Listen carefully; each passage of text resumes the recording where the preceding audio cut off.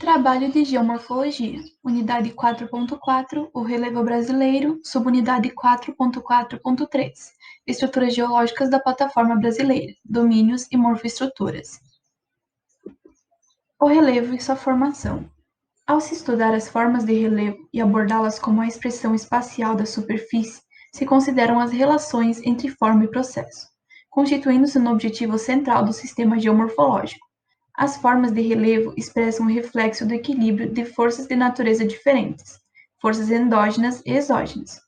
Essas forças agem e reagem, formando um campo dinâmico, onde não se opõem, mas se somam, para formar o relevo. Os processos dão a ideia do mecanismo, evolução, transformação. A forma é o visual. Verlan, 2019. O relevo é formado a partir da ação dos agentes internos e externos, como já colocado, endógenos e exógenos, ou seja, os agentes formadores e transformadores do relevo. O relevo é um conjunto das formas da crosta terrestre, manifestando-se desde o fundo dos oceanos até as terras imersas. Estruturas geológicas da plataforma brasileira.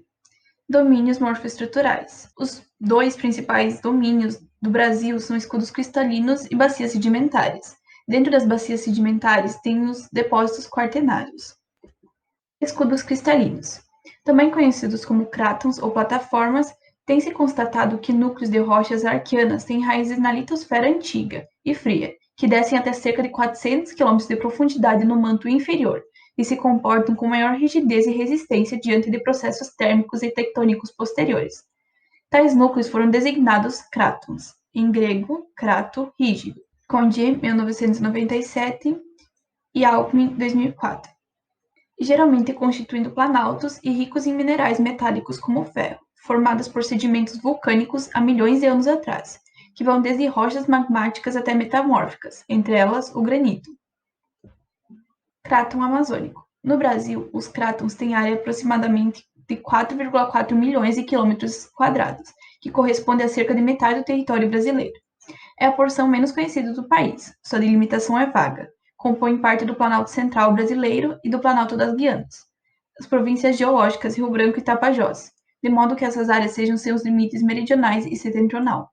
O estudo dessa extensão tem avançado mais lentamente do que no restante do país, por conta da dificuldade para a realização da investigação, também por se tratar da região amazônica, onde a floresta é densa, a presença de extensas coberturas de solo e sedimentos cenozoicos ocultam as rochas. O clima quente e úmido, a falta de acesso exigem enormes esforços e dependidos da realização de pesquisas geológicas. Cráton São Luís. A presença de uma área estável muito antiga no litoral dos estados do Maranhão e Pará foi deixada clara por Hurley, em 1967, através de datações radiométricas que forneciam idades em torno de 2 milhões de anos para as rochas dessa região, dando base também para o estudo da construção geográfica geológica do continente africano e sul-americano. Na área próxima a São Luís, Hurley detectou os mesmos limites de idade observados no oeste africano. Cráton São Francisco. Na região limítrofe entre o estado do Pará e Maranhão, região Gurupi, afloram rochas ígneas e metamórficas recobertas por sedimentação fanerozoica, ocupando parte da província estrutural Parnaíba, Razui, 1984, que integram a atual plataforma sul-americana, Almeida, 2000. Estudos geocronológicos pioneiros, como de Hurley, 1967, de Almeida, 1968, Cordani, 1968, Almaraz e Cordani, 1969, permitiram a delimitação de dois domínios distintos nessa região, com base nos métodos. A norte e a nordeste foi distinguido um domínio paleoproterozoico com rochas apresentando idades de em torno de 2 bilhões de anos, a sul do oeste, um domínio neoproterozoico, com rochas de idades principalmente entre 1 e 0,5 bilhões de anos. Esses domínios passaram a ser dominados respectivamente Cráton São Luís e Cinturão Gurupi, Almeida, 1976. Cráton Rio de la Plata. As mais antigas estruturas do estado do Rio Grande do Sul, como aquelas que constituem o Cráton Rio de la Plata. As mais antigas estruturas do estado do Rio Grande do Sul, como essas que formam o Cráton Rio de la Plata e o Cinturão Dom Feliciano, caracterizam-se por serem um complexo cristalino metamórfico, e outras, mais recentes, constituem um conjunto de rochas sedimentares de idade diferentes, algumas paleozoicas, outras cenozoicas, essas bastante recentes, além de efusivas, básicas e ácidas. O Planalto Uruguaio Sul-Rio-Grandense está situado no setor sul-sudeste do estado. Constitui-se basicamente de rochas ígneas e metamórficas, de idade pré-cambriana, geradas durante o estágio de evolução do cinturão Danfiliciano e Craton do Rio de la Plata. Esse cinturão foi originado pela colisão entre dois antigos continentes, um sul-americano e outro africano. Os remanescentes desses antigos continentes são hoje representados pelo Craton de Rio de la Plata, no Rio Grande do Sul e Uruguai, e do Kalahari, na África do Sul. As bacias sedimentares. Segundo uma concepção geográfica, as bacias sedimentares são definidas como áreas de grande extensão, pelo menos 10.000 km², caracterizada pelo acúmulo espesso de sedimentos e rochas sedimentares, por um grande período de tempo geológico. Esse acúmulo denso deve-se à combinação de sedimentos e subsidência da crosta, a qual é induzida parcialmente por sedimentos e principalmente por mecanismos tectônicos, como a queda de uma estrutura ou superfície. As bacias sedimentares são locais onde a subsidência ou soerguimento da litosfera permitem a acumulação de sedimento sobre um substrato ígneo e metamórfico e cobrem a maior parte da superfície do planeta. As bacias apresentam várias formas e tamanhos, em resposta à grande variedade de processos que influenciam sobre ela.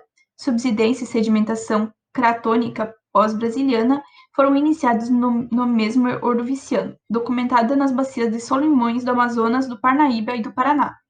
No Brasil, exemplos da geração atípica ocorrem nas bacias paleozoicas dos Solimões, Amazonas, Parnaíba e Paraná, com acumulações comerciais e não comerciais de óleo e gás. Os intervalos de tempo com maior potencial para a existência de rochas geradoras nessas bacias são silurianos, devonianos e pernianos, e podem estar associadas a soleiras com idade em torno de 200 a 130 milhões de anos. Depósitos quaternários. O quaternário, que corresponde ao período mais recente da história da Terra. Como o quaternário representa um período geológico relativamente curto, cerca de 1,8 milhões de anos, as evidências são suficientemente bem preservadas e mais numerosas quando confrontadas com as idades mais antigas. Madeira, Borg, 1999. Trecho extraído do livro. No Brasil, os depósitos quaternários estão associados a bacias hidrográficas, que drenam outras bacias sedimentares, como a bacia do Amazonas, Paraná e Parnaíba, ou as planícies litorâneas. Em geral, são representadas por áreas de superfícies planas e de baixas altitudes. De forma geral, as bacias sedimentares, assim como os depósitos, elas ocorrem através do processo erosivo que acontece nos escudos cristalinos e eles acabam se depositando, como o próprio nome já sugere, nessas áreas mais baixas, formando planícies. Obrigada.